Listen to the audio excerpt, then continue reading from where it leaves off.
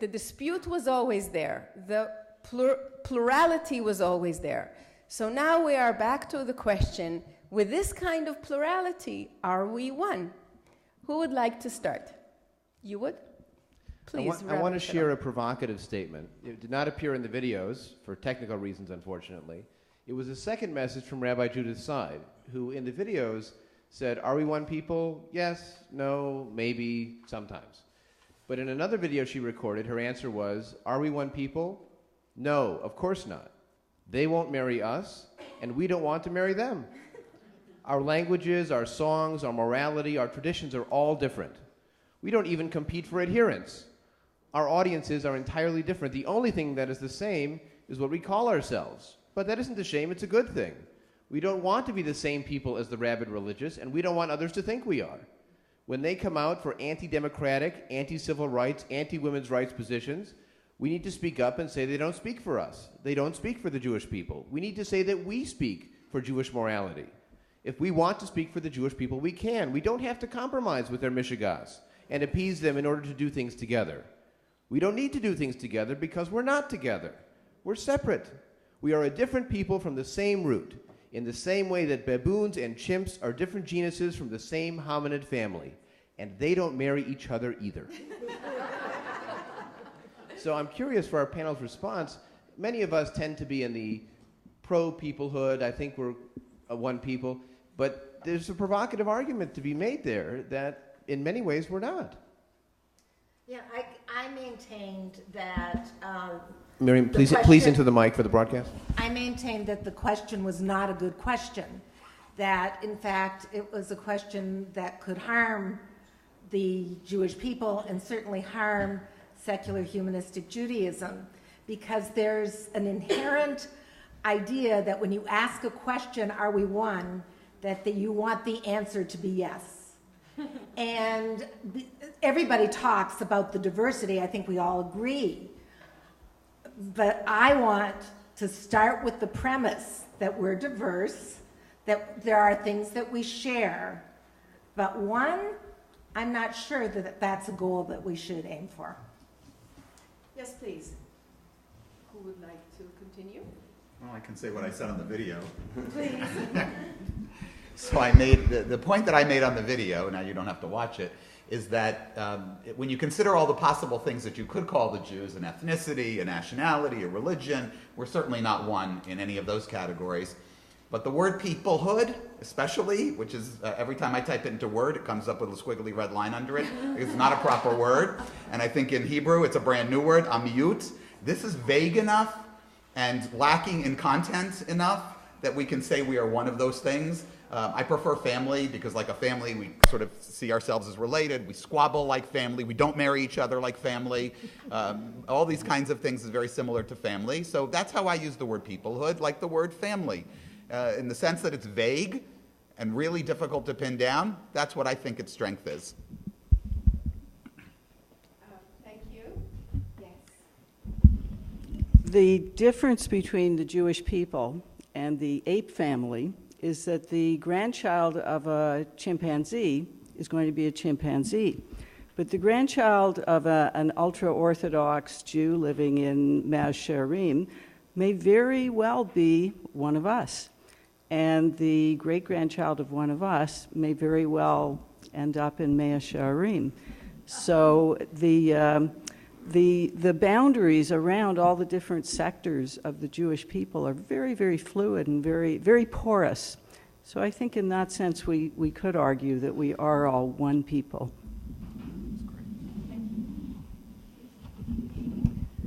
I like to look at it biblically. So if you look at the very first story in the Bible, when the world started out as undifferentiated, it was called Tohu Vavohu. That means everything was in it. And when they say things like God is one, that doesn't mean only, that means everything. So I feel the same way about the Jewish people. Everything is in it, which means it encompasses every possible way to be. And that's how I'd like to keep it. I have a little historic perspective. The question of whether we are one or not actually is ancient question. There used to be two Hebrew kingdoms, Israel and Judah, going forward, and yet those two did have sort of a common identity. Same God, I can't say same religion because it really wasn't, but they saw it as the same religion in future perspective. Following the exile, if you will, the diaspora, you had great differences. You had Babylonian Jews versus Jews in Judah and the Galilee. You had, moving forward, Sephardic Jews versus Ashkenazi Jews, and other smaller communities that fit into neither of those. I'm sorry? I'm sorry, we don't have time. Okay, so just bottom line, they did all somehow, from time immemorial to the present, there was something that they saw as uniting them. They did self-identify originally as Hebrews, initially as Jews. And even a Sephardic rabbi who signed his name, adding a Samech Tet, pure Sephardic, Sfaradit Ha'or, in other words, no taint of Ashkenazi blood, would never have claimed that the Ashkenazi Jews that he looked down on are any less Jewish than he is. Thank you. So, the mic, please. okay. It's for the webcast. I got it, okay. So as I was thinking a little bit about this, two things came to mind. One, okay, better, okay, sorry. Well, two things came to mind. One was the question of from what perspective we're answering the question. Clearly, we here are doing it internally. Externally, a Jew is a Jew is a Jew. And I don't mean that in the sense of victimhood. Our local NBC affiliate for Yom Kippur, which they called Yom Kippur, and it said, it starts tonight, and they went to stock footage of the Orthodox waving chickens over their head in the ritual of Kaparot, right? I cringed, texted my daughter, she immediately texted back and went, oy vey. All right, so from the outside, are we one? Yeah, they just see Jewish people are Jewish people are Jewish people. Internally, the question of diversity is very important to me.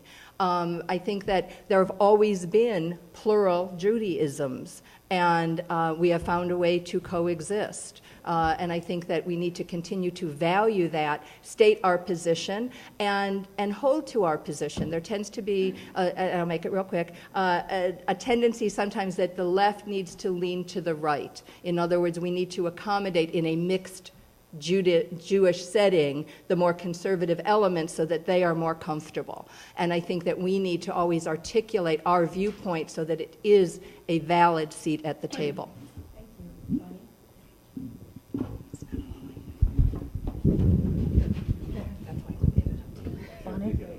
Now I've got the best of all worlds. I want to come back to the yes, no, maybe. We're all Jews, so that's the yes. But the no is that no two of us believes the same thing or is identical.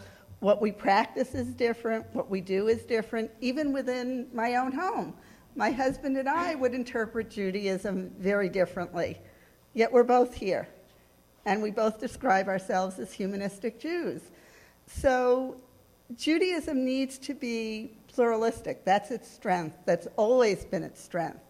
And if we move away from that to become homogeneous, then we lose the richness, the culture, the diversity that different positions bring into what we believe. And we lose that questioning that Sivan has been talking about. We ask questions, and we each answer them differently. Thank you. Well, I'm reminded of the saying that a rose is a rose is a rose. A Jew is a Jew is a Jew. I mean, we are, as I think it was Jody said, the outside world looks at us as Jews, and so we are, that's what we are.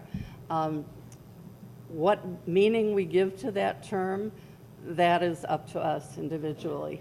And as everybody else has said, that can vary a great deal, and that's part of the richness of our peoplehood and our culture.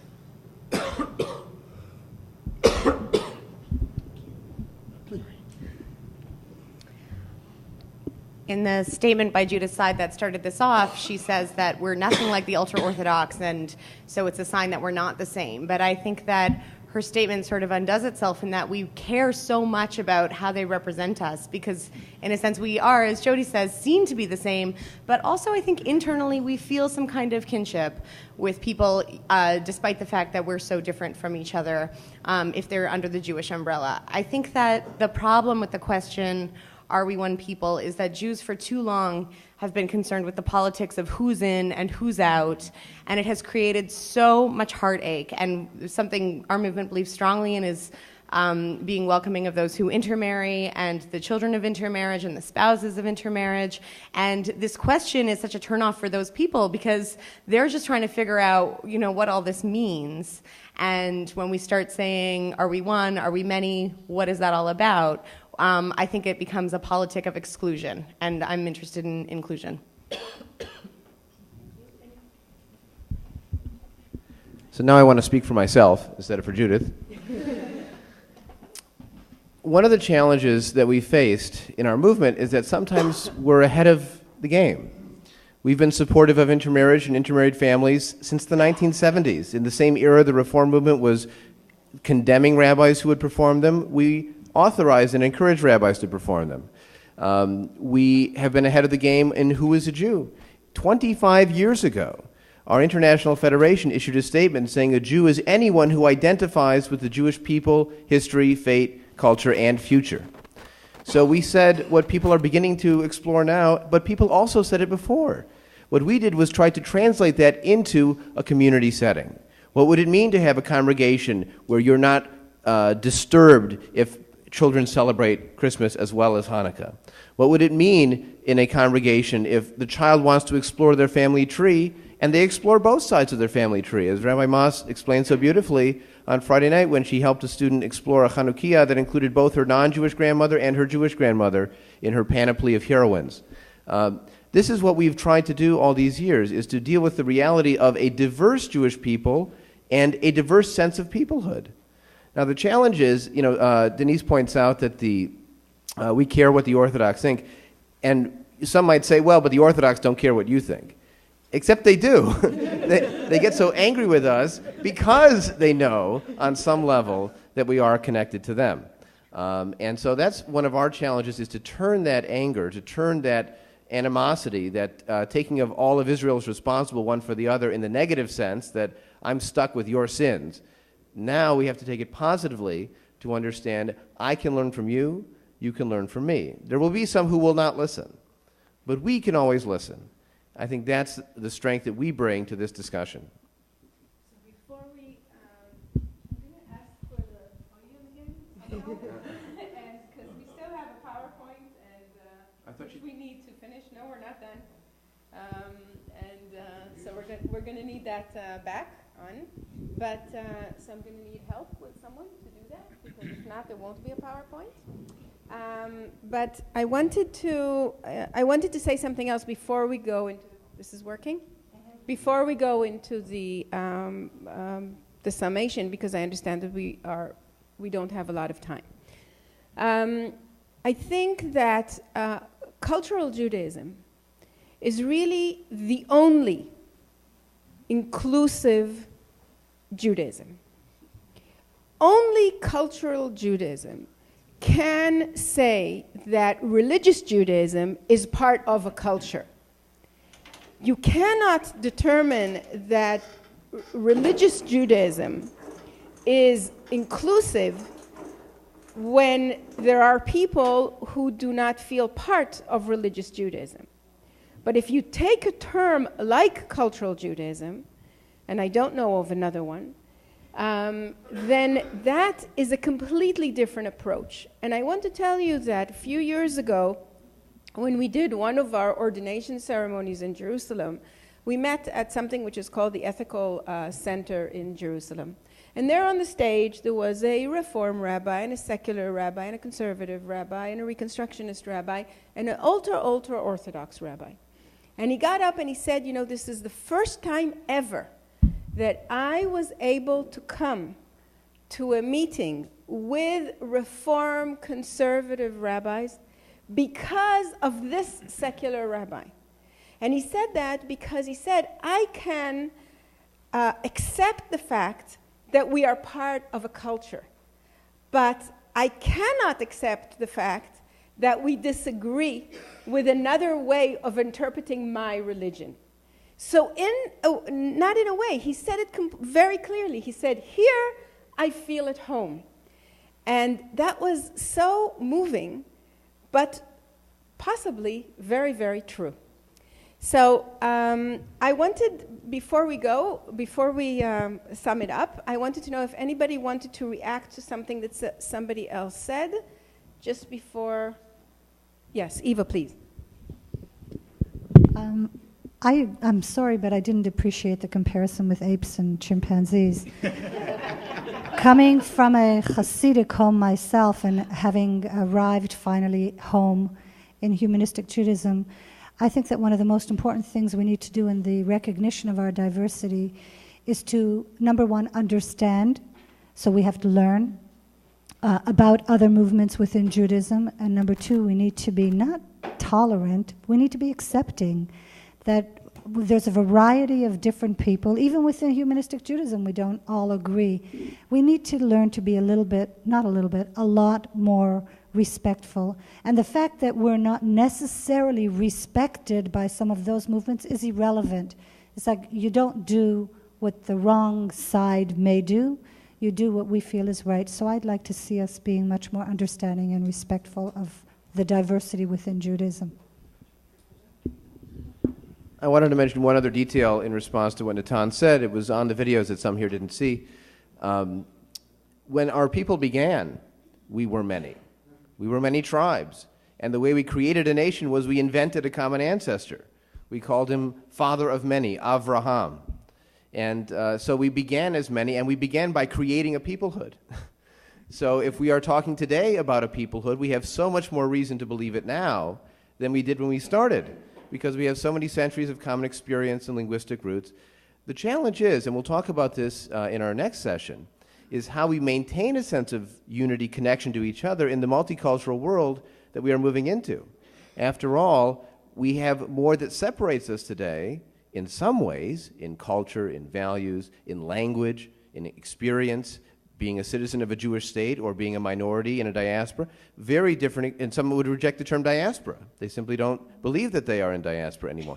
So the fact that our diversity has expanded has made the peoplehood claim, just as it was at the beginning, challenging, but we've been claiming it, we can continue to claim it.